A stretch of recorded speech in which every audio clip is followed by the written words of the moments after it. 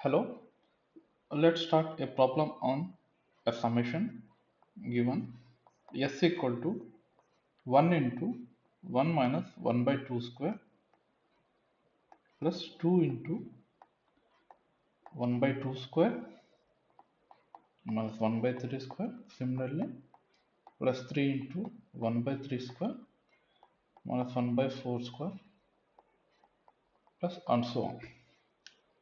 Right? So let's start.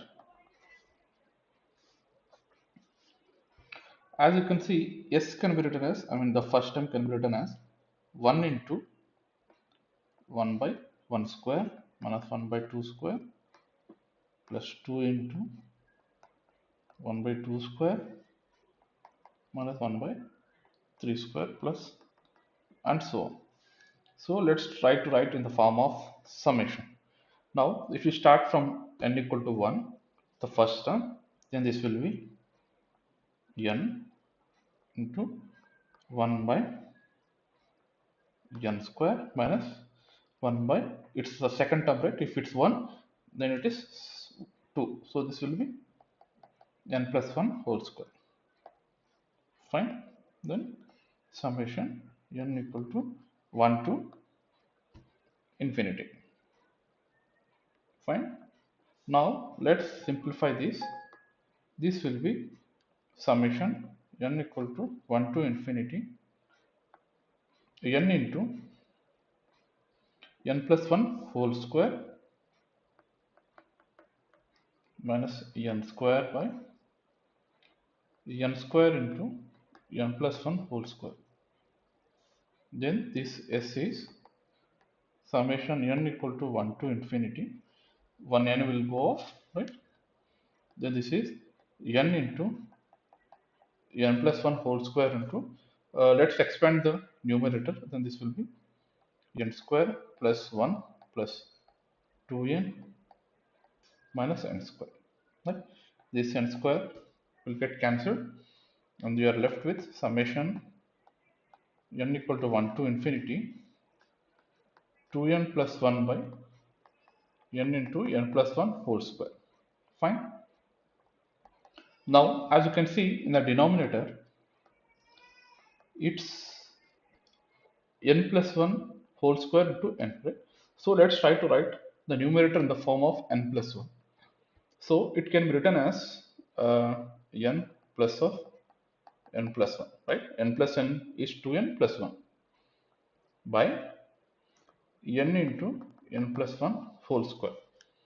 Now let's expand this summation n equal to 1 to infinity n by n into n plus 1 whole square plus summation n equal to 1 to infinity n plus 1 by n into n plus 1 whole square. This n will get cancelled and this 1 n plus 1. So s is summation n equal to 1 to infinity 1 by n plus 1 whole square plus summation n equal to 1 to infinity 1 by n into n plus 1. Alright. Now let's expand this. If you expand this, you will get, if n equal to 1, this will be 1 plus 1 whole square, 1 by 2 square, 1 by 3 square plus and so on. Right? It looks like a Riemann theta function of 2, right?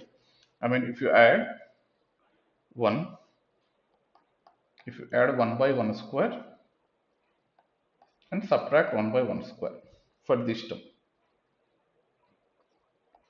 What about the second part? Plus, if you expand this, as you can see, these are two consecutive terms, right? N into n plus 1 in the denominator. So just to remind that there is a trick. If there are two consecutive terms, 1 by n into 1 by n plus 1, right? This can be written as 1 by n minus 1 by n plus 1. Sorry, 1 by n minus 1 by n plus 1.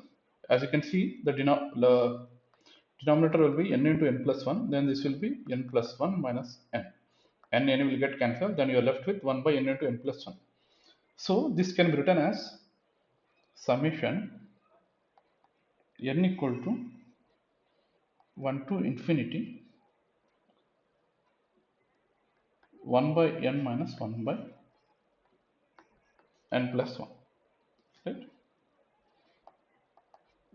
So this is the Riemann zeta function, which is, if you want, you can write the value pi square by 6 minus 1.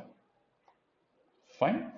Now if you expand these values, when n equal to 1, this is 1 by 1 1 minus 1 by 2.